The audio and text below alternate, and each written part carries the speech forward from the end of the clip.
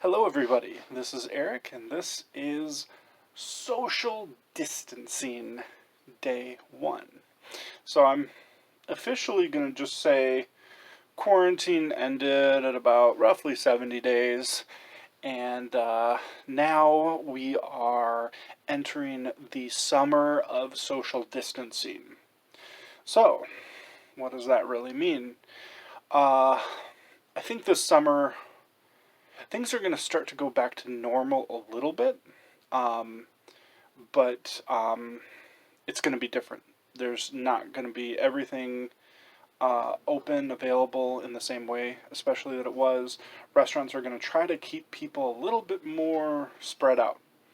And that's going to be hard for them because, they only have so much square footage and so on and so forth. So,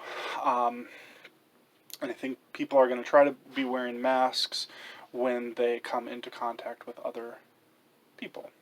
So, uh,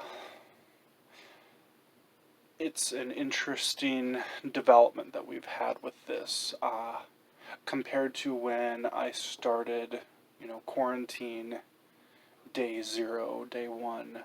We didn't know a lot about the coronavirus. It seemed like it had a death rate somewhere in that 2 to 4%. So it was really serious.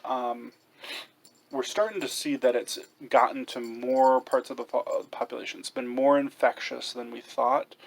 That or people just are not able to really quarantine in a way that's effective um, for a disease that spreads this way. But we found out that the data seems to show that it's less deadly than we initially had thought, just because there's so many people that carry it without knowing they're sick. So we got a little visit from Bobbles here. So yeah, it's just kind of an interesting development as we learn more about this disease.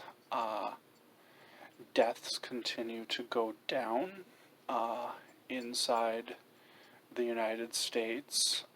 We're not finished with this by any means, but the, we're getting cases are not really declining. I think because there's just more testing being done, so we're getting a better idea of just how many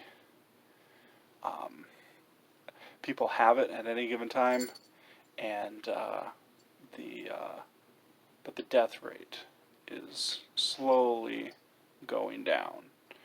Um, so that's progress, and it seems like maybe there's just a little bit less friction than where there was maybe 2 weeks ago, when I kind of felt like this had really just succeeded in dividing us. I honestly see things just kind of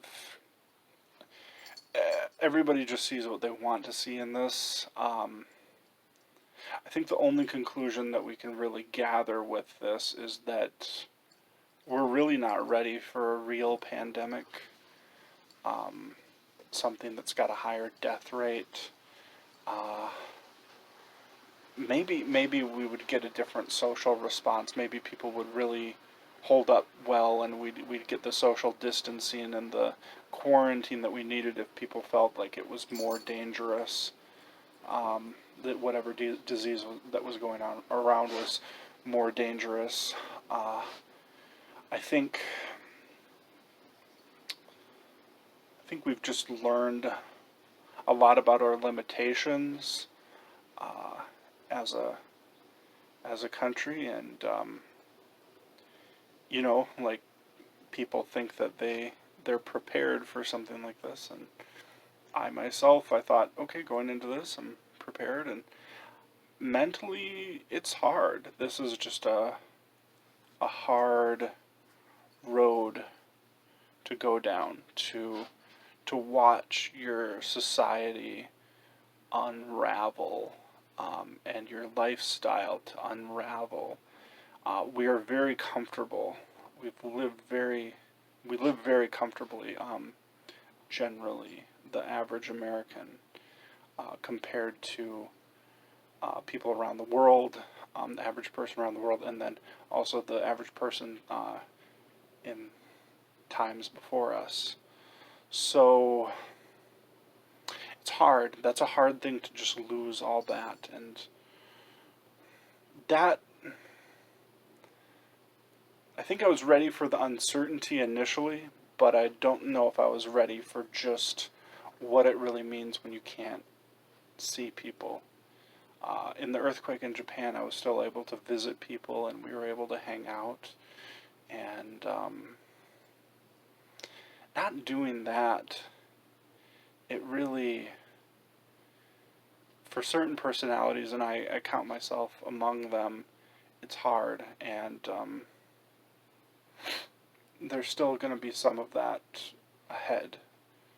And yeah, so as I mentioned in the last video, I am very busy at my work. I'm going to be busy until about midway through June, and so there's just going to be less videos, but the summer of social distancing commences now.